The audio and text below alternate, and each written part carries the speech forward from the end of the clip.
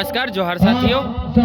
और यहाँ पे स्थान ग्रहण करने का कष्ट करेंगे। उनके स्वागत के लिए मुल्ताई जयस टीम भाई गुड्डू आके जी और शिवा भाई,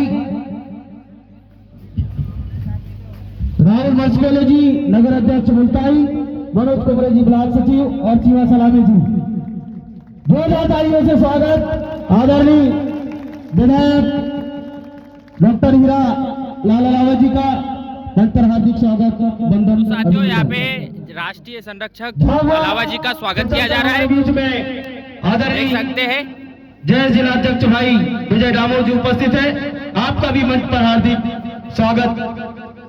और यहाँ पे साथियों झाबुआ जिला अध्यक्ष विजय डामोर जी, उनका हार्दिक स्वागत, अभिनंदन, जोहार। ब्लॉक कवड़े जी ब्लॉक संरक्षक शिवजी मस्कोले, ब्लॉक प्रवक्ता नकुल टेकाम, ब्लॉक उपाध्यक्ष ओमकार टेकाम महासचिव, सभी उपस्थित होकर सम्मानित अतिथियों का स्वागत करेंगे। विजय डामोर जी का स्वागत करेंगे। साथियों यहाँ पे स्वागत की बेला प्रारंभ हो चुकी है और जयस राष्ट्रीय संरक्षक अलावा जी का स्वागत किया गया।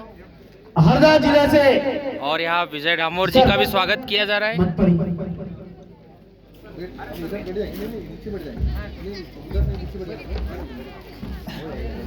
साथियों जयस जिला अध्यक्ष झाबुआ विजय डामोर जी का स्वागत जोरदार तरीके से। जय जिलाध्यक्ष भाई राकेश काकोड़िया जी और यहाँ राकेश काकोड़िया जी, जय जिलाध्यक्ष भाई राजेश हरदा। जी, साथियों जोहार। रमेश मस्कोलू जी और राकेश कर्मा जी, उनका भी हार्दिक स्वागत, अभिनंदन। आजाद से जिलाध्यक्ष आपका भी इस कार्यक्रम में हार्दिक स्वागत, वंदन, अभिनंदन, जोहार। सेवा छिंदवाड़ा से चलकर उपस्थित भाई महेंद्र करतेती जी, आपका भी मन पर हार्दिक स्वागत, वंदन, अभिनंदन। बंटी हुईके जी, पत्रकार साथी जितने हमारे सामने हैं थोड़ा प्लीज, न्यूज वाले भी हमारे बीच में उपस्थित है। सभी पत्रकार साथियों का इस महापंचायत में हार्दिक स्वागत, वंदन, अभिनंदन। और विनोद दुर्वे जी, प्रकाश दुर्वे जी, अर्जुन दुर्वे जी, समस्त मुल्ताई टीम।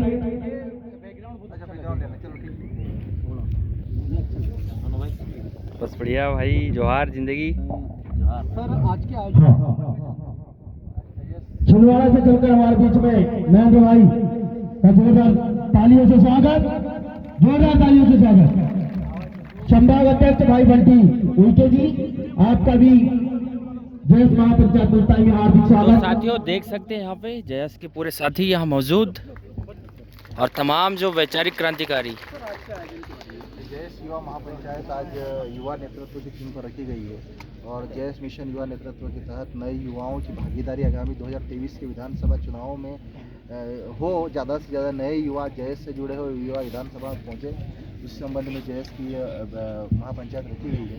और निश्चित ही आदिवासियों के जल जंगल जमीन के अधिकारों की बात करने वाला ये संगठन नए युवाओं को युवा नेतृत्व देने के साथ साथ में आदिवासियों को उनके हक और अधिकार विधानसभा में पहुंचकर दिलाएगा, ऐसा हम लोग भरोसा और विश्वास दिलाते हैं प्रदेश की जनता को।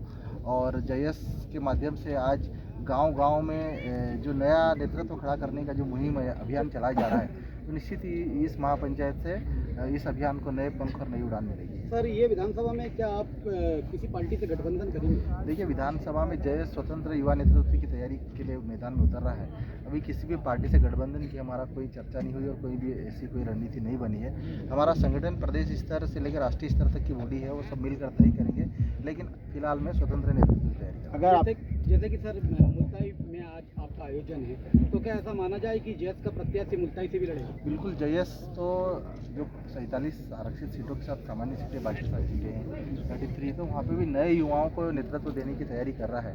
और निश्चित ही जब जयस ने प्रदेश में आदिवासी समाज के लिए जो अभी तक नए युवाओं को मौका नहीं मिलता था, पढ़े लिखे युवाओं को नहीं मिलता था। आज जयस ऐसे युवाओं को मौका दे रहा है जो आज नेतृत्व, समाज का नेतृत्व करने के लिए उनके अंदर टैलेंट है, उनके भीतर भी योग्यता है और वो विधानसभा में, लोकसभा में पहुंचकर आदिवासियों की जल जंगल जमीन की लड़ाई सही मायने में लड़ सकते हैं। ऐसे नए युवाओं को मौका देने के लिए हम लोग तैयारी कर रहे हैं। तो ऐसा माना जा सकता है सर कि आज से जयस पार्टी ने राजनीतिक बिगुल फूंक दी है? जयस ने तो बहुत समय से बिगुल फूंक दिया है। ये आज मुल्ताई में पहली बार कार्यक्रम हो रहा है, लेकिन जयस प्रदेश स्तर पर कई समय से काम कर रहे हैं। हमने अक्टूबर माह में कुक्सी में जयस महापंचायत करी थी और तभी ऐलान कर दिया था कि मिशन 2023 में नए युवाओं को विधानसभा में। तो साथियों, यहाँ पे पत्रकार वार्ता चालू हो चुकी है और तमाम जो सवाल है वो यहाँ पे जय संरक्षक देंगे। सर बताएं कि जो आज ये कार्यक्रम हो रहा है कि इसको चुनाव यस मिशन युवा नेतृत्व 2023 का आगाज हमने अक्टूबर 2022 से कर दिया था और निश्चित ही हमारी महापंचायतें लगातार मध्य प्रदेश के कई जिलों में हो रही है। हमने प्रदेश के नए युवाओं को, पढ़े लिखे आदिवासी युवाओं को हमने विधानसभा और लोकसभा में पहुंचाने के लिए ये संखानन किया है और निश्चित ही अब राजा का बेटा राजा नहीं बनेगा। जो टैलेंट रखेगा, जो आदिवासी समाज के जल जंगल जमीन के मुद्दों की लड़ाई विधानसभा और लोकसभा में लड़ेगा, ऐसे ही युवाओं को विधानसभा और लोकसभा में पहुंचाएंगे और उसी की दिशा में ये जयस महापंचायत। मध्य प्रदेश में जयस कितनी सीटों पर चुनाव है? मध्य प्रदेश में जयस ने लगभग 80 विधानसभा सीटों की तैयारी कर रहा है और जिसमें 47 आरक्षित सीटों के सिवा बाकी सामान्य सीटें हैं। तो निश्चित ही जयस अपने दम पर स्वतंत्र युवा नेतृत्व की तैयारी करने की देखिए आने वाले समय में तय करेंगे हम लोग। टोटल 80 विधानसभा सीटें हैं, उसमें बैतूल जिले की कितनी सीटें ऐसी है जहां पर जयस युवा चुनाव लड़कर जीत सकते हैं, उसका हमारी टीम सर्वे कर रही है और निश्चित ही सर्वे में जहां पर जिनका ग्राउंड मजबूत है, जिनकी बूथ लेवल की तैयारियाँ मजबूत है, तो वहाँ पर युवा किन किन पार्टियों के ऑफर हैं गठबंधन के लिए? ये गठबंधन के लिए अभी किसी भी पार्टी से कोई औपचारिक चर्चा नहीं हुई है और जयस ने अभी तक यही अनुमान लगाया है कि पिछले 70 सालों में संविधान तो बना है, लेकिन जिन राजनीतिक पार्टियों ने आज तक आज़ादी के 70 साल बाद भी आदिवासी इलाकों में संविधान को ग्राउंड पर नहीं उतारा है, तो निश्चित ही जयस बहुत ज़्यादा उम्मीद किसी भी राजनीतिक दल से नहीं रखता है, लेकिन जयस नए युवाओं को अपने दम पर मैदान में उतारने। अगर कांग्रेस से गठबंधन होता है तो कितनी कांग्रेस से गठबंधन के लिए सीटों के बारे में अभी या गठबंधन के बारे में अभी कोई औपचारिक चर्चा नहीं हुई है। हम आने वाले समय में हमारा संगठन और कमेटी तय करेंगे कि कांग्रेस से गठबंधन करना है या नहीं करना है। सर एक सवाल, कस्टमरी लॉ को लागू करने के लिए आपके क्या प्रयास रहेंगे? बिल्कुल, हमने अभी तक कहा है कि अभी तक जो कस्टमरी लॉ है, ये रूढ़िजन्य संहिता 1993 में बनी है, लेकिन आज तक किसी भी सरकार ने इसको लागू नहीं किया और आज आदिवासियों की रूढ़ी और परंपराओं के साथ खुलेआम छेड़छाड़ किया जा रहा है।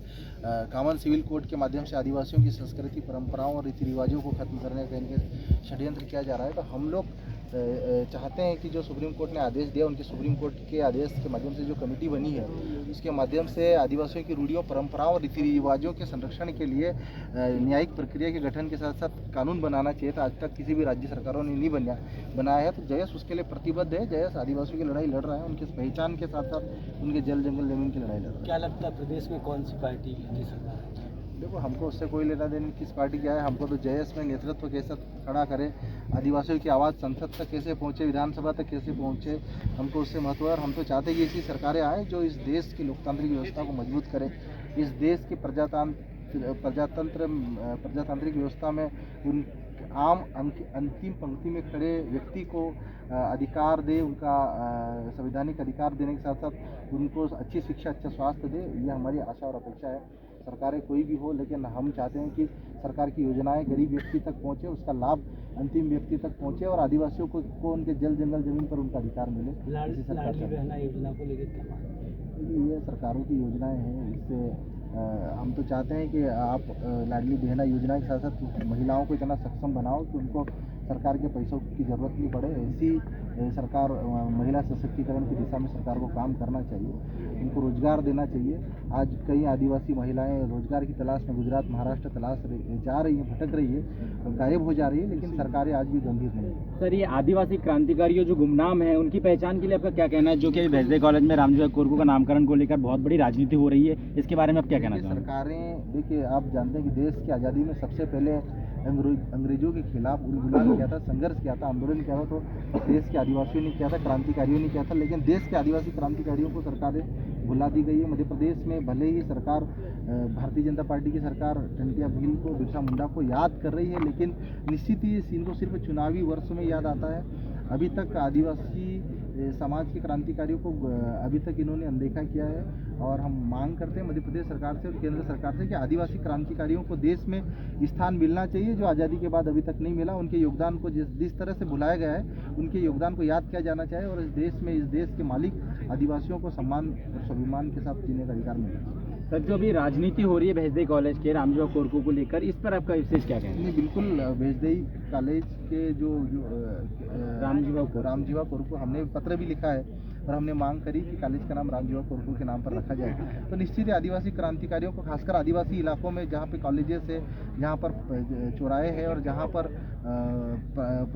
प्राचीन स्थल धरोहरें हैं, वहाँ पर उनके नाम से नामकरण होना चाहिए। सर, एक लास्ट क्वेश्चन है मेरा। जो बैतूल जिले में गोंड के नाम से किला था, उसके ऊपर जो कि उसको प्राथमिक रूप से हमें पर्यटन स्थल बनाना चाहिए, ऐसा हमने बोला कई बार, लेकिन उस पर कार्य नहीं हो रहा। जो हमारे प्राथमिक क्षेत्र से गोंडवाना राज्य कहलाया गया है, उस पर भी विचार विमर्श करेंगे आप? बिल्कुल, ये बात सही है कि आज़ादी के बाद भी कई गोंडवाना रियासतें थी, लेकिन धीरे धीरे आज गोंडवाना रियासतें सरकार के साथ विलय हुई, और आज गोंडवाना की गौरव को, गोंडवाना के किलों को, गोंडवाना की संस्कृति को धीरे धीरे भुलाया जा रहा है। सरकार आदिवासियों की बात करती है, लेकिन आदिवासियों को अधिकार दिलाने में उनकी संस्कृति, उनके गौरव, उनके इतिहास को सरकार भुला रही है। ये कहीं ना कहीं हमारे देश के आदिवासियों का अपमान है। आज महामहिम द्रौपदी मुर्मू जी को संसद भवन के उद्घाटन में नहीं बुलाया, तो कहीं ना कहीं देश के आदिवासियों को पद तो दे दिया जाता है, लेकिन उनको हमेशा अनदेखा किया जाता है। और ये दुर्भाग्य है कि देश के इस लोकतंत्र में आज़ादी के 70 साल बाद भी आदिवासियों को अनदेखा किया जाता है। सर, मेरा एक सवाल था।